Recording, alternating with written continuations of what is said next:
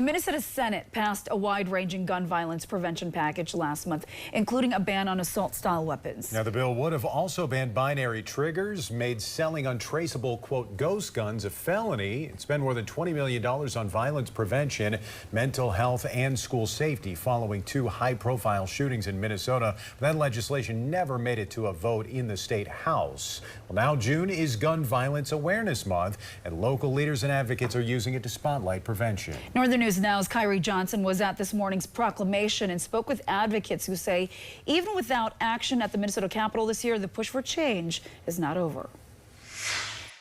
With no new gun restriction measures making it through the Minnesota legislature this year, gun violence prevention advocates are saying their work doesn't stop now.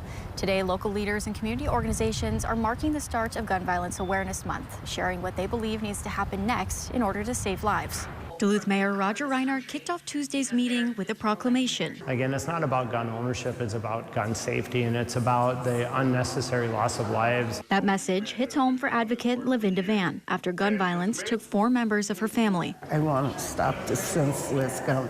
One less victim, one less murder, one less suicide. Data shows Minnesota averages more than 550 gun-related deaths each year, but advocates say they're seeing some attitude changes. You can believe in Second Amendment rights, and you can also believe that we need to do something about all the violence. And despite all she's lost, Van says her message isn't about banning guns. I believe everyone has the right to carry a gun.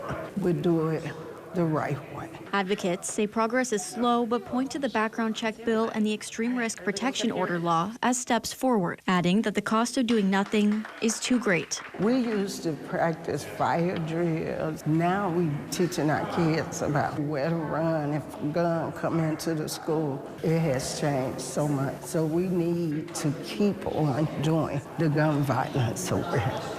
On June 6th, Northland organizations will gather at Central Hillside Community Park to honor the lives lost to gun violence, promote safe firearm usage, and provide gun locks for anyone who's interested. In Duluth, Kyrie Johnson, Northern News Now. Kyrie, thank you. Duluth's Anger Tower will also be lit orange tonight in honor of Gun Violence Awareness Month.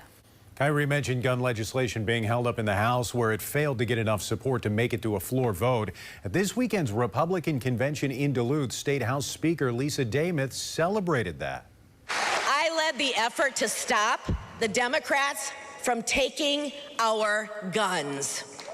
And State House Rep Natalie Zalesnikar, Republican from Friedenberg Township, just north of Duluth, wrote about the bills in a newsletter this session. She said semi-automatic rifles are commonly owned across the country for self-defense, hunting, and sport shooting, adding that she feels we need to address criminal behavior and strengthen mental health over focusing on restricting legal ownership.